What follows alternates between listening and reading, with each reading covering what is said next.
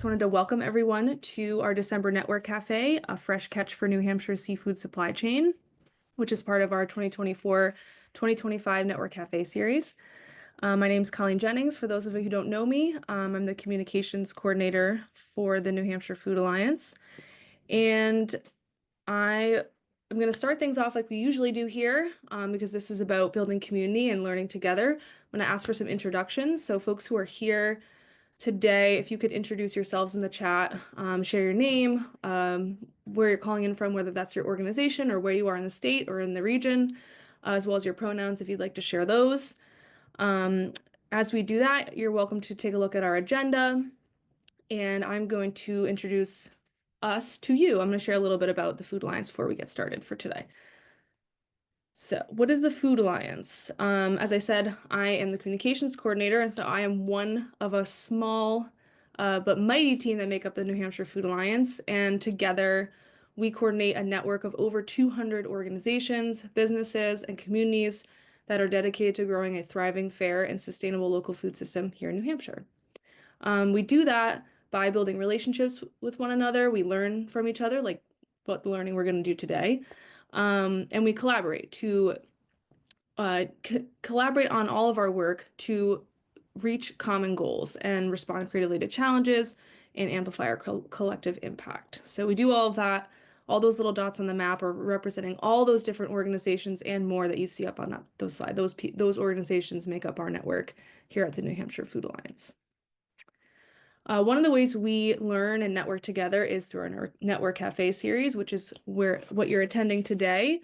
On the first Friday of each month, September through April, we bring our network together and we learn about a topic or an issue that our food system is facing right now. These network cafes are designed for everyone. They're inclusive opportunities for learning and growing in our food systems work, and they are a really unique kind of way for us to, again, learn about something new and something really critical that our food system is facing. In our agenda, you'll see what you can expect from us during this time together, as well as what our expectations are of you. If you have any questions about those expectations, please hit me in the chat, or we can talk about that together at another time. So we do all this work at the New Hampshire Food Alliance and much more as a community outreach program of the Sustainability Institute at the University of New Hampshire in Durham. As part of the university, we share its dedication to diversity, equity, access, and inclusion. We believe those 4 tenets are foundational to achieving our core educational mission and embracing the many characteristics of our community members that make them uniquely themselves.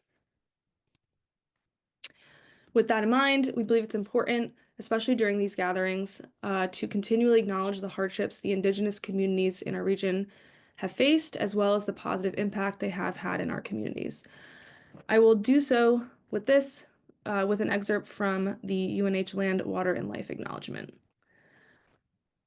As we all journey on the trail of life, we wish to acknowledge the spiritual and physical connection the Pennacook, Abenaki, and Wabanaki peoples have maintained to Indakina, homeland, which the University of New Hampshire community is honored to steward today. We also acknowledge the hardships they continue to endure after the loss of unceded homelands and champion our responsibility to foster relationships and opportunities that strengthen the well-being of the Indigenous people who carry forward the traditions of their ancestors. Okay, thank you all for joining me in that acknowledgement. I'd love to turn to our topic for today. I'm very excited to be joined by my colleague at the New Hampshire Food Alliance, Katelyn Porter, who is our value chain coordinator, and that does not nearly sum up all the wonderful things that she does and works on, including her very important dedication and her work to the seafood community through a lot of the things that she does, which she'll talk a little bit about. I'm also joined by Denise Hunt, who's the owner of Coastline Seafood, and they're together are going to dive us deep into the local seafood supply chain. So I will pass it over to Katelyn. Thank you so much, Colleen, and thank you so much, everyone, for joining us today. I am thrilled to see so many people from the seafood sector joining us. Admittedly, it's making me a little nervous, but I think it's all going to be good. Again, my name is Katelyn Porter. I'm a value chain coordinator, like Colleen said, at the New Hampshire Food Alliance. And with that, I am decidedly not a qualified expert on the topic of global seafood supply chains. I want to start off by saying that I have, however, had the privilege of working with Andrea Tomlinson, who I just saw log in over the last 3 years as she has launched the New England Young Fishermen's Alliance. So when I began working with the Young Fishermen's Alliance, I realized right away that I was relating so closely to the fishermen and women through my background in farming. And so the more I heard about their struggles and all that the New Hampshire seafood industry is currently up against, it's like I was hearing the story of big ag takeover all over again. And really felt like it was one and the same struggle. And yet, for whatever reason, seafood has remained so siloed from the small but incremental successes that small and mid-scale ag has had over in the country over the last couple of decades, such as the resurgence in numbers of CSAs and farmers markets across the country, massive consumer education campaigns about Know Your Farmer or No Farms, No Food, increased federal grants that support small scale producers and more. So it's become very apparent that this disconnect has been a massive disservice to our seafood industry, and they're falling behind. The more I've learned, the more clear it's become that the New Hampshire seafood industry is in crisis. And I'm hoping that we as a community of seafood as a community of food system advocates here listening in today, and the New Hampshire Food Alliance network at large, can increasingly weave seafood into the local food movement that we're all a part of. So today's Network Cafe featuring seafood supply chains and Coastline Seafood is one step towards doing just that. Raising awareness of the current conditions and seeing how we can all pitch in to this worthy endeavor. We are thrilled to be joined by Denise Hunt, co-founder of Coastline Seafood, and we'll be asking all about her and Coastline Seafood's business model here in just a bit. But as a jumping off point for that conversation, I'm going to attempt to summarize what I've learned over the last couple of years about how the seafood supply chain works. There are some similarities to agriculture that we can relate to, and there are some vast differences. So I think it's important for our network to really be educated about those similarities and differences. So, but like any complex industry, there are endless intricacies. You can spend a lifetime learning the ins and outs of seafood supply chains. So please bear with me as I will be generalizing. But here on the screen, you'll see kind of this generalistic supply chain that we're going to review today. That's very active in New Hampshire. And so, fish tend to be caught out in the ocean by fishermen. They are then typically brought right away to an auction where they are sold to typically a processor. The processor might add value to them or might fillet them, might do a number of things, and then they have to work with a distributor that then sells the end product to eventually a buyer, a wholesale buyer, then making its way to consumer. So this is really all to show that my takeaway here is that most fish are actually a value added product. We tend to look at, raw fish on the shelf in Hannaford's as a raw product. But I'd like to think of it more as like almost bread in the agricultural world. It has been brought, from field, it's gone to the mill, which has made its way to a broadline distributor. It's made its way into a bakery that then goes into a grocery store that then finally gets bought by a consumer. There are so many steps in between from that raw product to getting to consumer that it really is a value added product. And with that, each of these steps has a middleman. And seafood is being owned outright by each of these entities who are specialized to perform one or very few tasks. And therefore, each of them is trying to make a profit off of the top, causing the seafood to have to be marked up each time, making seafood more and more expensive the more middlemen there are. So we're going to break down each of these steps now. So the first one is fishermen. What's working, what's not working? Fishermen who are operating their own vessels and or hiring people to operate their businesses and be deckhands, it is providing local jobs, which is beneficial to our economy. And first and foremost, they provide a small scale, environmentally friendly alternative to global seafood companies. What's not working, though, unfortunately, is a much longer list currently. Young and beginner fishermen hoping to get into the sector are up against massive upfront costs of licensing, catch quotas, and equipment just to get started. This number can, to buy a boat and the equipment and these catch quotas can sometimes be a minimum of $500,000 that we are expecting these young folks to take on in debt just to start a business. Regulations is also working against our fishermen, and this was covered more in depth in last year's December Network Cafe, so I won't spend too much time. Again, we could easily spend several hours talking about regulations and how they are working against our working waterfront. Next is that they are up against such large scale industry. We can sort of think of New Hampshire's typical fisherman or lobsterman as, your average half-acre, organic, diversified, non-mechanized veggie farmer that we all know and love in New Hampshire. I like to think of them as, working up against the same scale as a small scale farmer is to the typical Midwest 1,000-acre mechanized monocrop. That's sort of the comparison that we're trying to draw here. The inconsistency in harvesting of species. So there's obviously so much expertise that I do not have that goes into predicting the whereabouts of certain species, certain times of years. But unlike, carrots or potatoes or kale that are rooted in the ground and don't move, seafood moves.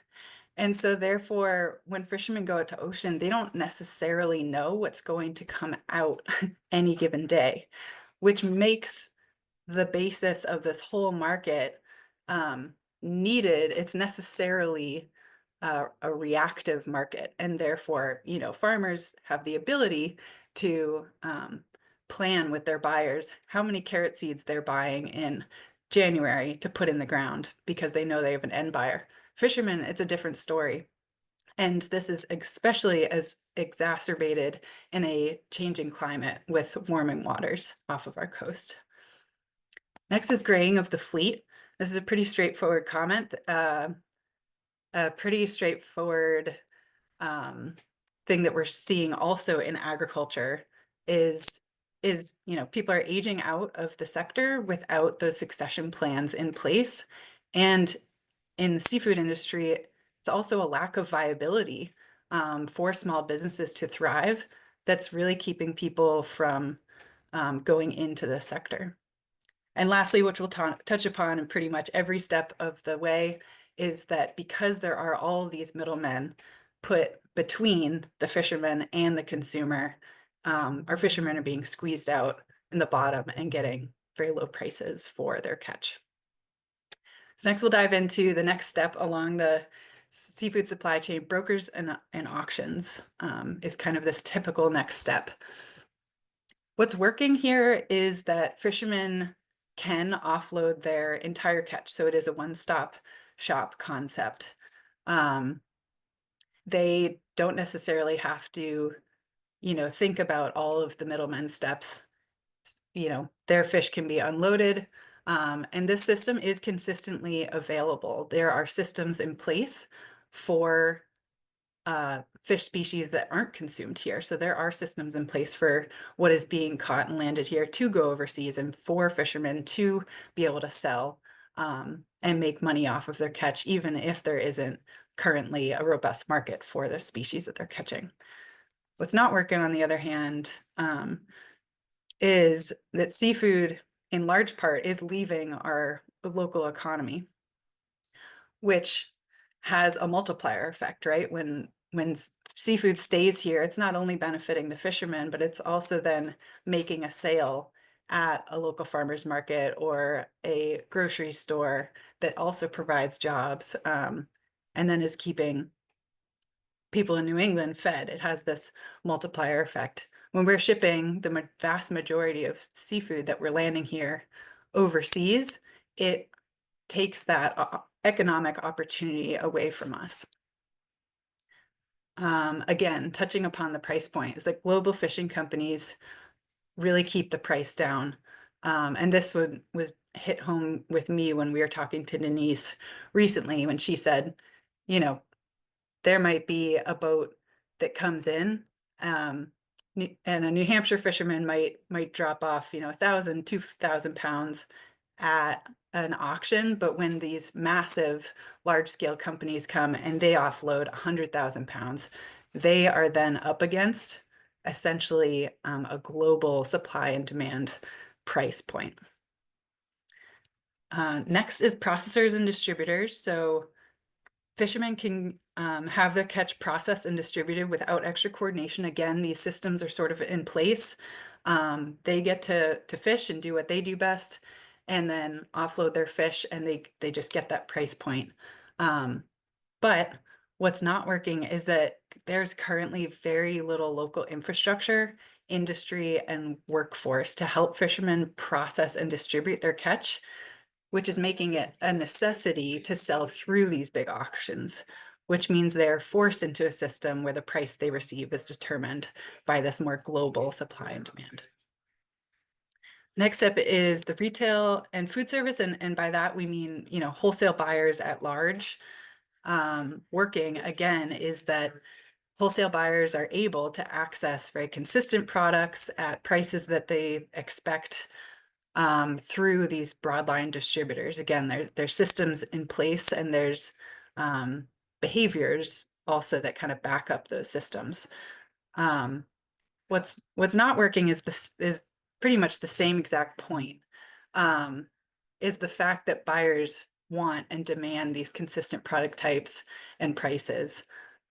We can kind of flip that on its head, and it's the thing that's also detrimental to the local seafood supply chain. The product isn't as fresh. Often it's been farmed fish, or it's been frozen for longer periods of time. It's been transported over vast distances, so the nutritional content might not be the same. And product regulations are also for getting into those large chain grocery stores or those broadline distributors are too difficult for the local fishermen to meet, which is also another similarity that we see in small scale agriculture. Lastly, the consumer. So it's made its way through this whole supply chain, and what's working, what's not working.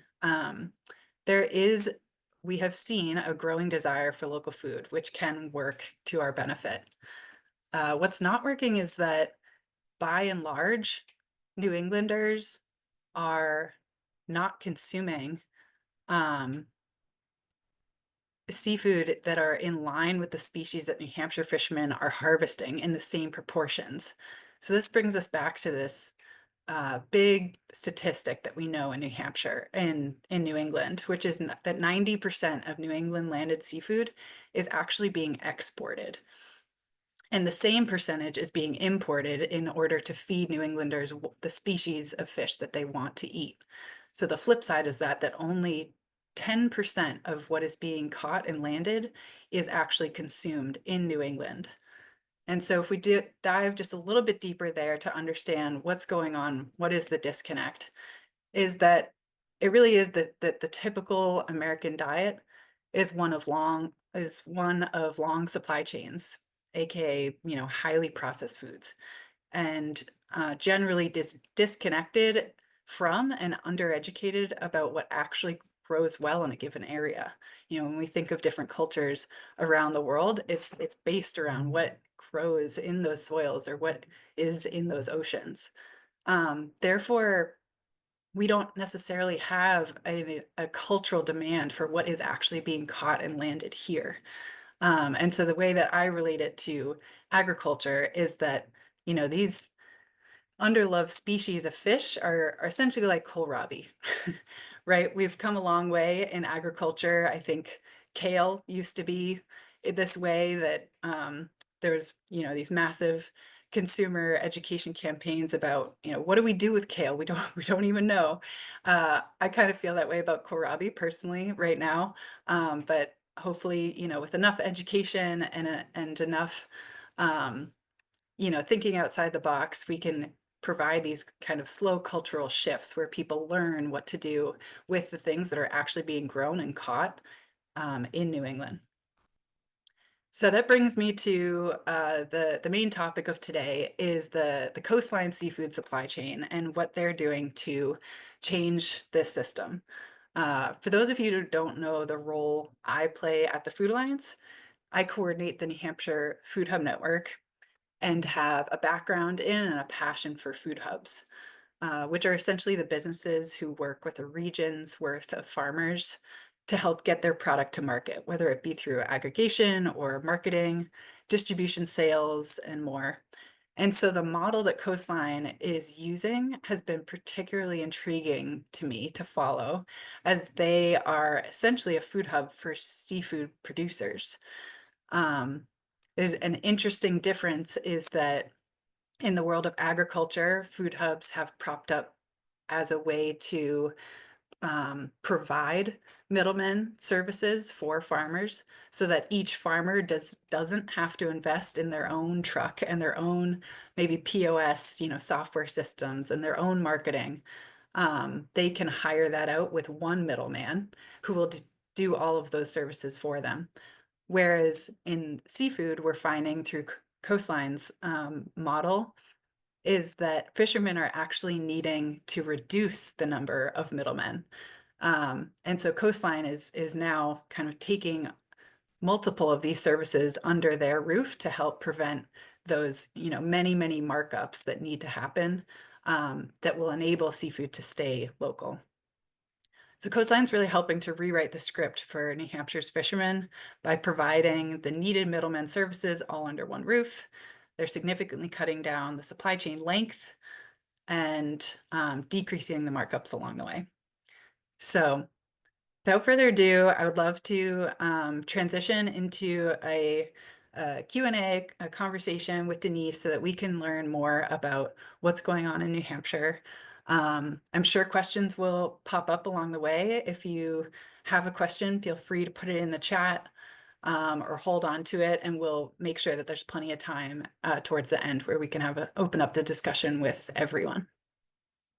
So thank you so much, Denise, for joining us today. Welcome. I'm wondering if you want to kick us off with just an introduction and tell us a bit about your background in the seafood industry and how Coastline came to be. Yeah, definitely super excited to be here today. Thank you. Um, my name is Denise. I was pretty much born into the fishing industry. My parents were fishermen. So, as soon as I could walk, I was on the boat next to them. Been on the water my entire life. I've gill netted, lobstered, clammed. My first job was actually in the seafood industry. I started packing whole monkfish out down in Chatham on the fish pier for a seafood company called Red's Best. From there, and that was my first summer job out of high school, so about 18 years old at that point. And then from there, I just stayed in the fishing industry. I went off to college, but when I came back, I was still working on the water every summer, over winter breaks, all that. After Red's Best, I went and worked for Chubby Fish. They're a bluefin processor and wholesaler. So I did bluefin tuna for about 3 years. And then after that, my mom took a position up in New Hampshire at the Yankee Fishermen's Co-op as general manager. And she called me and said, "Hey, do you want to come work for me?" So from there, I made my way up, moved to New Hampshire, was the warehouse manager, driving trucks, going through fish, all of that for her at the co-op. And just after a few years there were some management changes. And my mom and I looked at each other and we said, "Hey, you know what? We've been doing this for our entire lives. We've built connections with fishermen and wholesalers and dealers, and they followed me from Red's Best to Chubby Fish to the co-op. And you know what? Let's do something on our own here. Let's just dive in, and I'm sure these people will follow. They've been loyal, and from there, that's how Coastline started. Awesome. It's so good to hear that background. I'm wondering if you want to kind of dive into Coastline's operation now and give us an idea of, how big your operation is, maybe how many fishermen you're working with, and if you want to maybe bring us through the supply chain of how seafood gets from fishing dock to loading dock through Coastline, that'd be great. Definitely. So right now, we are still a pretty small operation. It's me, my mother Linda, and my wife Annabelle. So my mom, she does pretty much a lot of our wholesale and dealing with the fishermen direct. I do a lot of retail sales, dealing with our restaurants and our pop-up markets and our retails.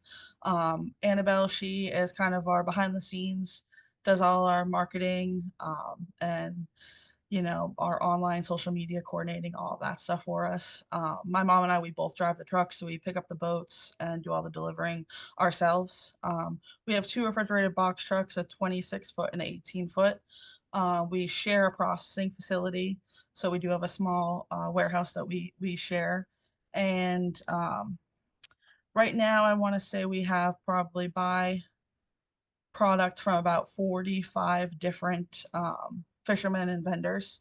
So that spans from, scallops, ground fish, bait, lobsters, just kind of anybody who sells us anything. We deal with small boats, hand line gear, a guy that has, a quota of 100 pounds of cod, 300 pounds of pollock, all the way up to, a dragger who can bring in 10, 20,000 pounds. So everywhere in between. Um, Basically, we do a lot of wholesale down in Boston. I send fish out anywhere from Portland, Maine customers all the way down to New Bedford in Rhode Island. I've got customers in Canada. Right now, we're really trying to push a lot of local customers. So I'm trying to open up those local restaurants and fish markets around here to keep our local fish local instead of just, shipping it to other states and other countries and stuff. So obviously we do need those other big wholesalers to take it when we have a lot of fish being landed. But if we get enough small people to buy it around here, then it will really relieve that and help us not have to push those big lump sums down to Boston and to other countries and stuff. As far as our kind of fishing dock to loading dock, as you can see on the screen here, basically, a boat calls, they say, hey, I'm planning on going fishing this date, based on weather. They say, hey, I need, 5 vats of ice, this much to get us going. We need empty vats, totes, this, that. We set up a time with them. I bring it down, drop it off at the boat. Then basically I wait for a call. They could be out fishing for 1 day to 4 or 5 days. We wait for an email usually that says, hey, we're going to hit the dock at this time. We've got, 10,000 pounds of fish. This is what we need when we see you. From there, we meet them at the dock at that time. We offload them. So we take their vats full of fish, give them empty vats back and ice back on the boat. We load it onto our box truck. From there, either it will go to auction, or if we have sales lined up, we will bring it back, process it, sort through it, weigh it, ship it out to the customers that we already have, or we will process and fillet and get out to fillets to restaurants. And then anything that doesn't get sold either on the auction or right away, we ice heavy, keep it in inventory, and then work hard on just hitting the phones and trying to sell it from there. That's awesome. So you're essentially, kind of housing a lot of that work internally. And have you found that many other businesses are kind of vertically integrating in that way? So as far as like people who go to the dock, unload it and try and do the entire thing, not so much. A lot of people just unload it and then either try to just dump it all to, one big wholesaler, or put it all in the auction where somebody else deals with it, where at the auction, they'll, sort it out, weigh it, all that for the boat. And then the buyers will log on and bid for the fish, and then the auction will actually break up that fish, get it on a truck to where it goes. So for us, we're breaking down that fish, getting it on a pallet, then I'm then putting it on our truck, getting it to either transfer station or direct to that customer. So we kind of take it all in at once rather than breaking it down and having it go to, a different company or a trucking company or a transfer station or anywhere else. Got it.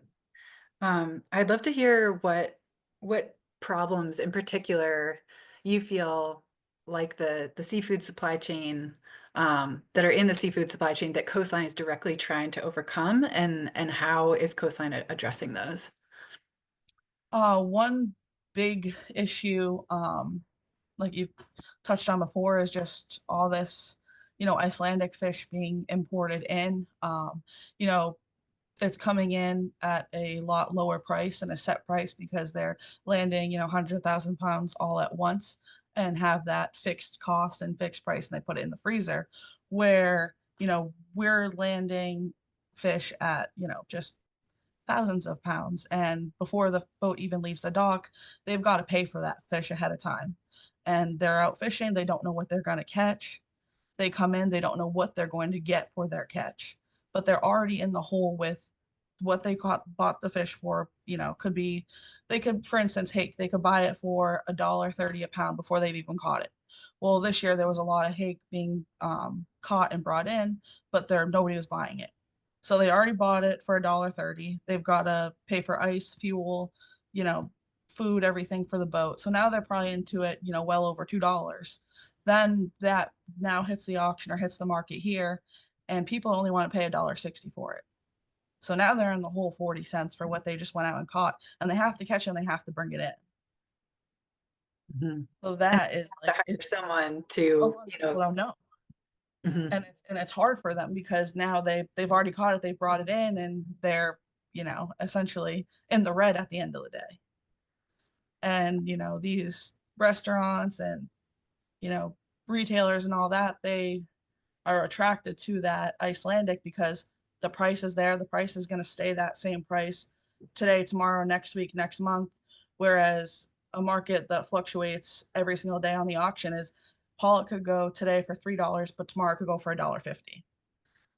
So you never know. And restaurants, they're usually working off fixed costs anyways, so that's very attractive to them.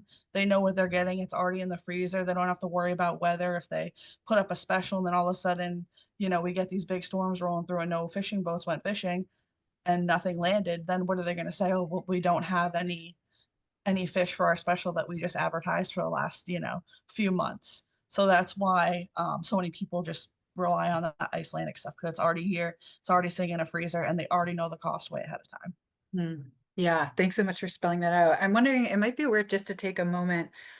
You mentioned, like, for example, hake was, the fishermen were already spending $1.30 on hake before they sold it. I think Mhm. people in the agriculture world, at least for me, I didn't necessarily understand that concept before. It is so different in seafood than it is in agriculture. Can you explain just like, why is it that they've already spent a buck 30, a pound on hake? Is that the catch quotas? Yeah, so that's the quotas that they have to buy and able to go out and catch and Okay. bring in that fish and land it. So, other people have quotas, whether it's fishermen who have that quota and aren't fishing anymore, and they just hold on to it, and then basically they can buy that quota from them, and that fisherman just can sell it for whatever they want to. There's no like regulation that says, it has to be within this amount. Like there's nobody regulating that. They can basically say, I want $1 a pound or I want $5 a pound. And if you can buy it or if you don't, too bad. You know, it's just kind of their judgment on it. Okay, interesting.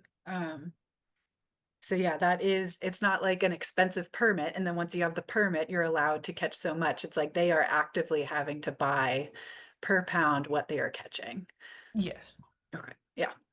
Um, and I'm so curious to hear what some of the biggest challenges you face in your day-to-day, specifically operating Coastline Seafood.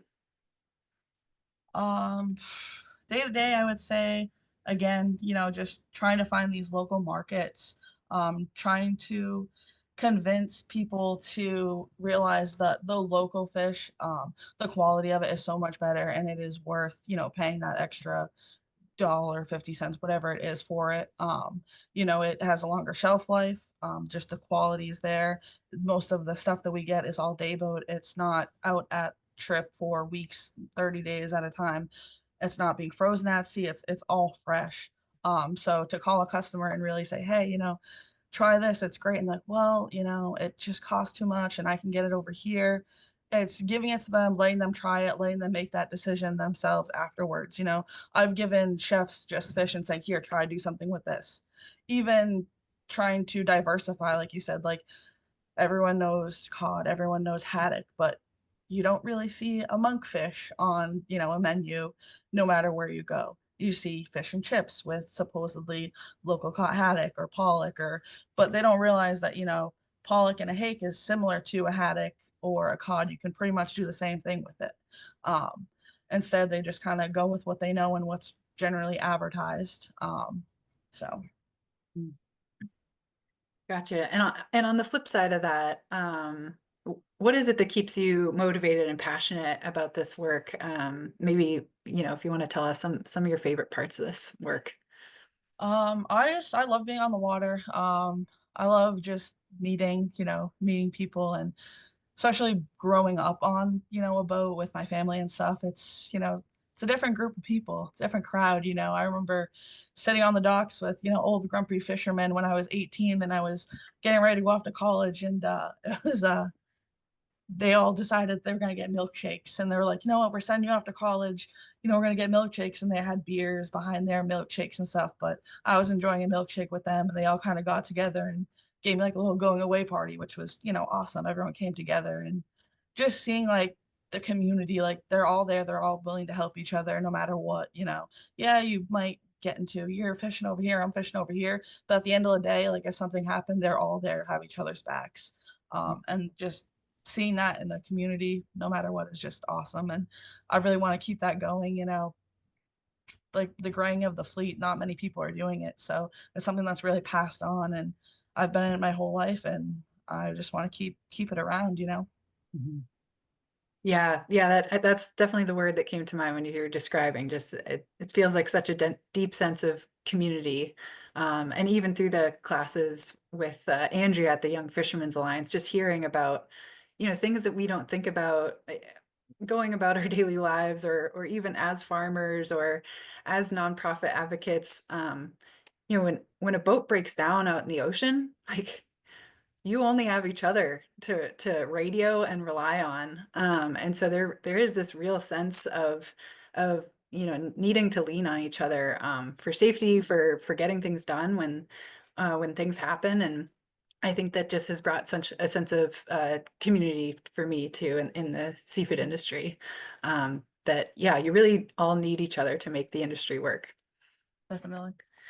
And so kind of as a transition question, and then we'll open it up to the audience after, really trying to bring in this idea that, there's all these voices in this room listening in now, maybe educating themselves about some of the issues in the seafood industry, who are sitting in positions of maybe state agencies or nonprofits, where we are all food systems advocates. I'm wondering what you think is the best way for how this network of food system advocates can best support your business and your overall vision for the seafood sector in New Hampshire.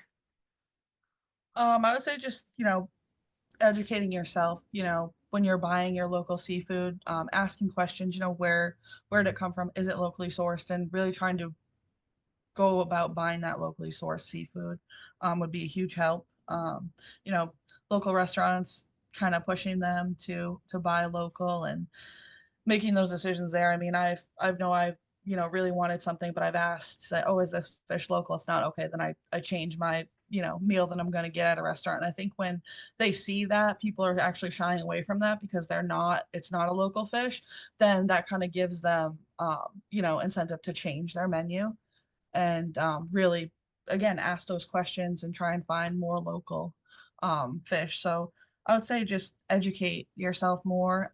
Try to, again, shop local. and try and also find those places that, like I said, are cutting out all those middlemen, rather than, you know, if you see a fisherman down the dock and you ask them for fish, I guarantee you they'll sell it to you direct, and you can't get any fresher than that. Mhm. So again, cut down the middlemen and know where your seafood's coming from, and really try and shop local. Awesome. Cool. Thanks so much for that. And so, yeah, we want to start to open it up to audience questions. I just want to check in with Colleen. How we doing? We doing well? Yeah, we got some great questions in the chat. Great. First couple questions from Amanda at the Boston Globe. Amanda had got some answers from Andrea in the chat, but I think I want to give Denise a chance to answer if she'd like. Amanda asks, when Katelyn mentioned that fishermen are getting paid low prices for fish, could you be more specific, really kind of what those prices are and what are they compared to? I think we did a little bit of that, but if there's anything more you want to say about that, Denise. And then additionally, what kinds of fish are people in New Hampshire eating versus what's kind of coming in?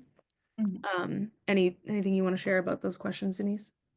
Just for one that sticks out to me on pricing this season, is monkfish has typically, in my time of being in the fishing industry, I haven't seen monkfish go for less than $2.50 back to the boat. This season, it has, the price dropped to the worst I've ever seen it. Monkfish was going for $1.20 a pound. So that is just, I couldn't, I was having a very hard time pushing it. Like I said, I couldn't even give it away for free at some points. Some fish, there was so much being landed because, again, with the price being so low and so much being out there, the boat has to make up that cost by catching a lot more. So the poundage side of it, and some fish was actually going bad because it wasn't getting moved in time, where then it now had to be used for bait. So that's like, that was huge. Like I've never seen that, and it was something that was alarming because normally your monkfish this time of year would be going for upwards of $4 a pound because they're just, there wasn't enough going, being caught, being landed. It was just high demands, and then the demand just dropped this year, and it was insane, to see that. So And then, yeah, I guess to Amanda's question, what do you think, this discrepancy that I talked about in the beginning, 90% of our seafood's being export, we're importing 90% to meet the demands of what people actually want to eat.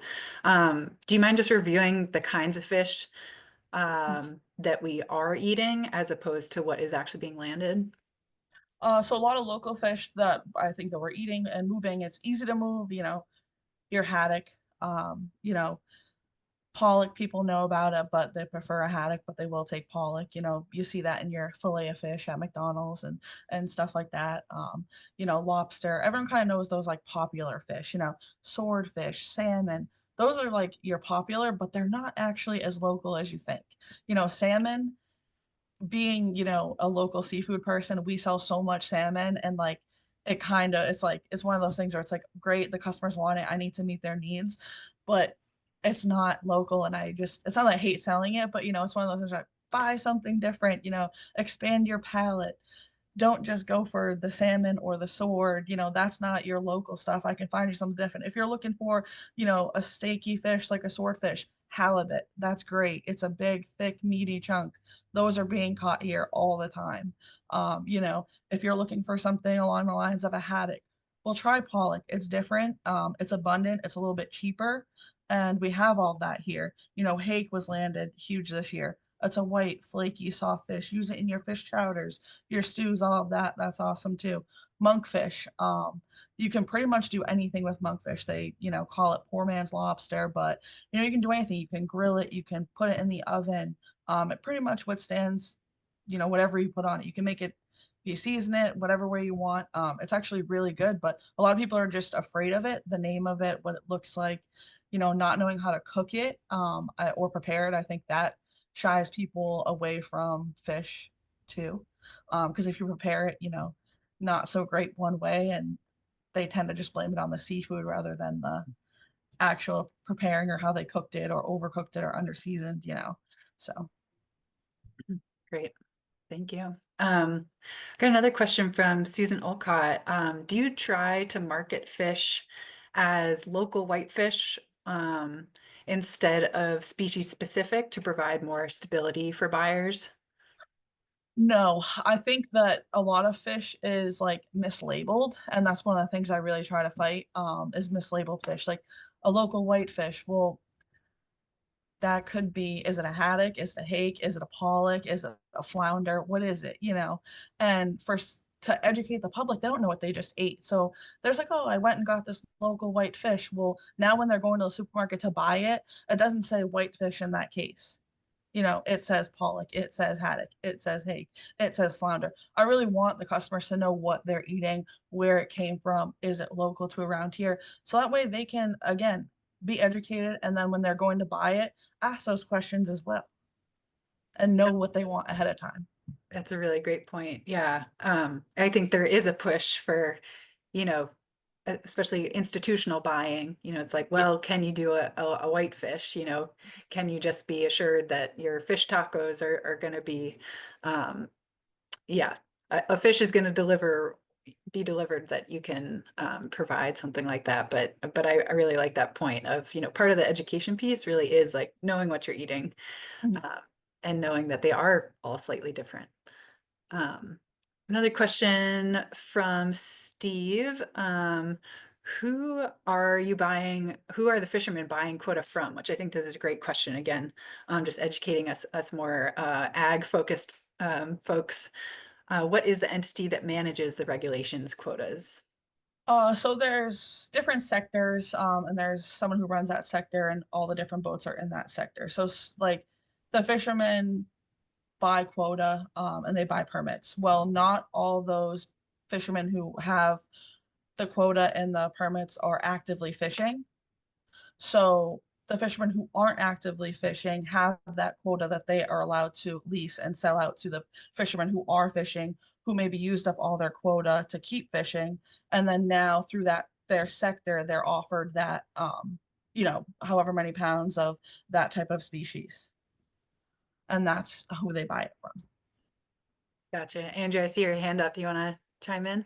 Yeah, just a little bit more on that. Hey, Denise, thanks. So, folks, the way that people are able to catch fish in New England has dramatically changed. And what Denise is referring to is the catch share system. And that was implemented between 2010 and 2012. Before that, fishermen and women could go out and catch fish in a program called Days at Sea. So what happened is fishermen were looked at, their fishing history was looked at from 1996 to 2006, unbeknownst to them. And when the catch share system was implemented, each ground fish fisherman who fish for fish, we call it ground fish, was issued a permit with quota attached to it. So to me, that is naturalizing a public resource. This is just my personal opinion. The catch share system has been the demise of our ground fish industry here in northern New England, according to how our members feel at New England Fisheries, New England Young Fishermen's Alliance. Some other folks in New England have benefited from the catch share system. But what Denise is talking about, it's regulated by NOAA, National Oceanographic and Atmospheric Administration, and under NOAA is the National Marine Fisheries Service. That's who regulates our fisheries. That's who hands out the permits, Steve, to answer your question. I so appreciate you asking.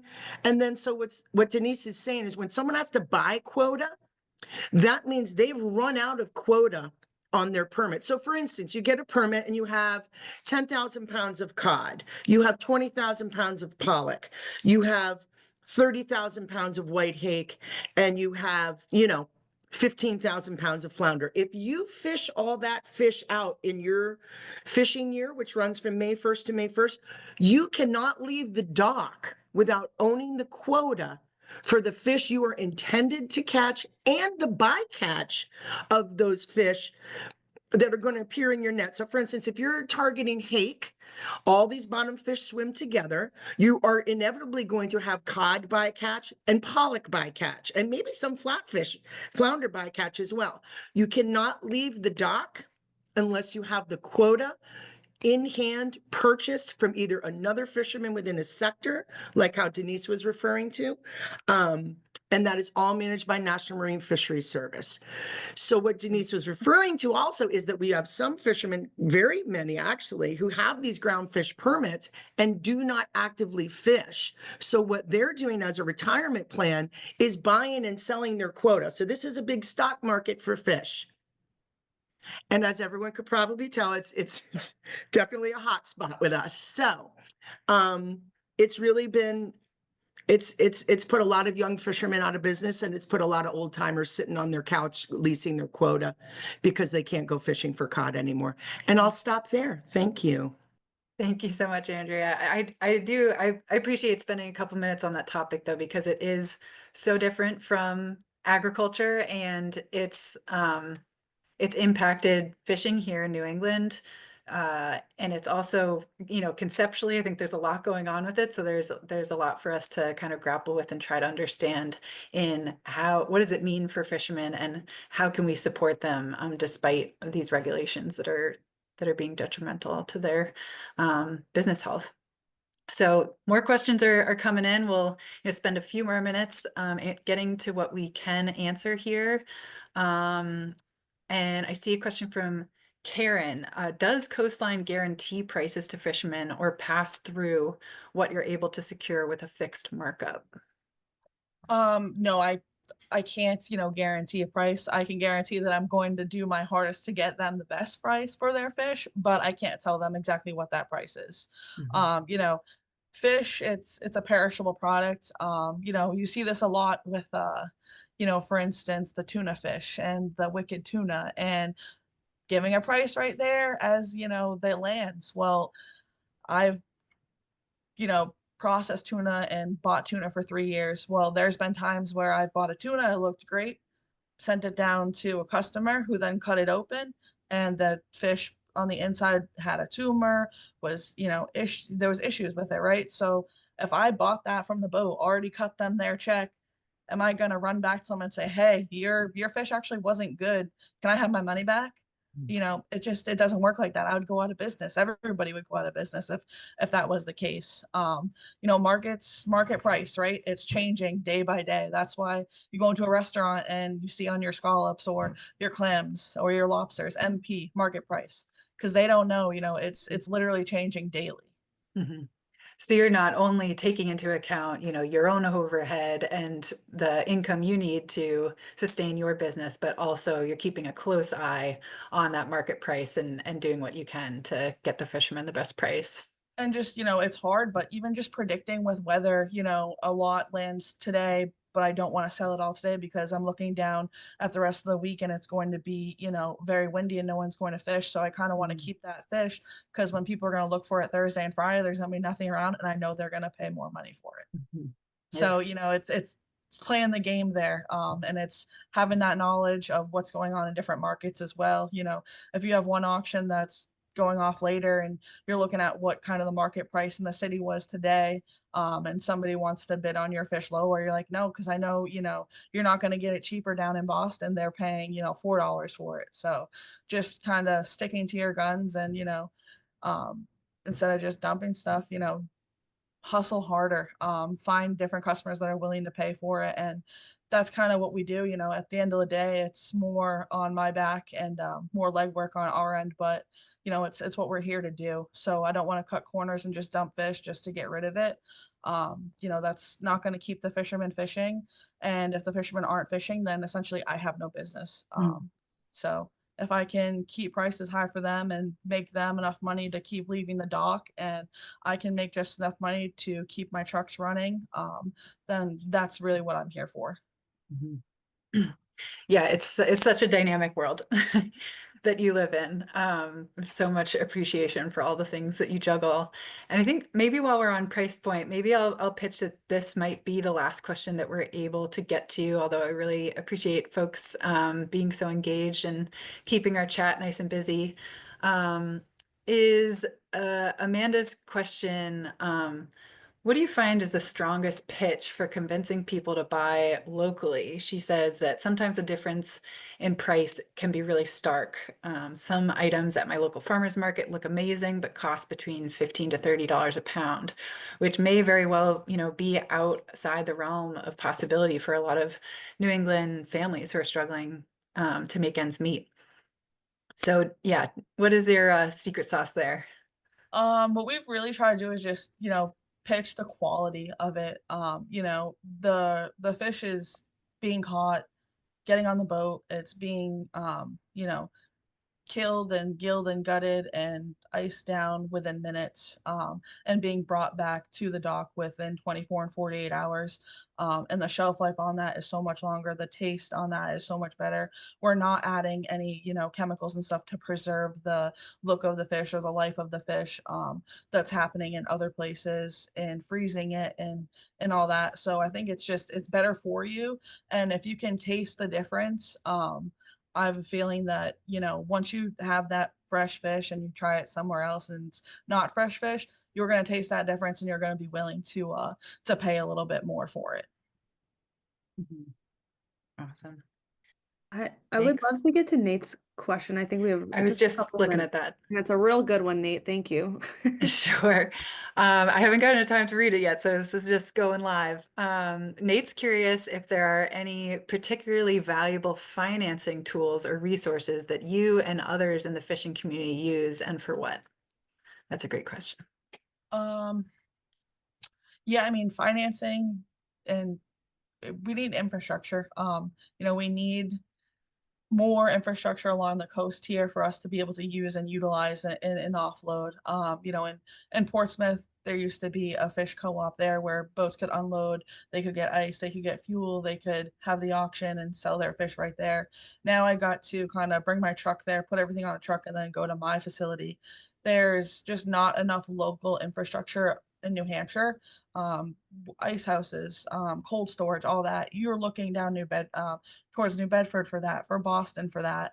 So in order for us to kind of get more fish landed locally here and get more boats and people back fishing, we need to have a lot more infrastructure and have kind of one-stop shops for these fishermen along the coasts here.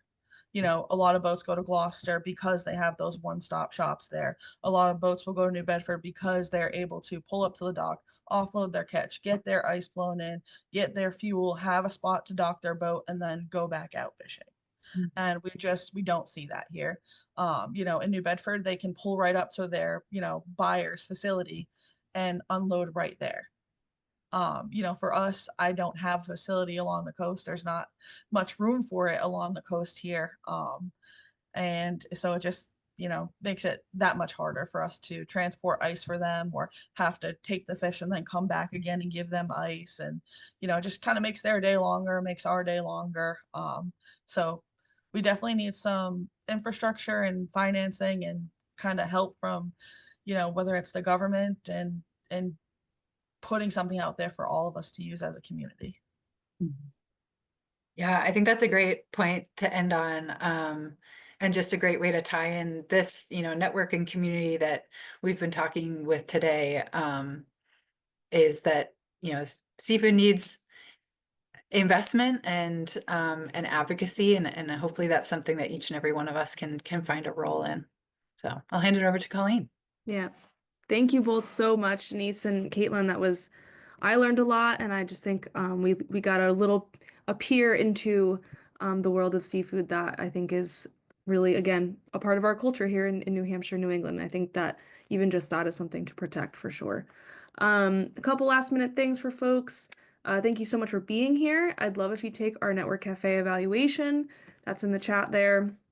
Two other reminders is that our next Network Cafe in January, right after the new year, is going to be the very exciting agricultural policy forum that we host every year. So we're kind of merging our Network Cafe and our Ag Policy Forum together. So please be there for that and invite folks who think would be interested. And our strategic plan public comment period is still open and thriving. So please get your thoughts and comments into those briefs. You'll see the link in the chat there. And we are going to close things up with 1 minute to go. Thank you again for being here. Thank you, Denise and Katelyn, and Andrea too for popping in. We love it you're here. And yeah, enjoy your Friday. Go eat some local fish. Thank you all so much. Take care, everyone.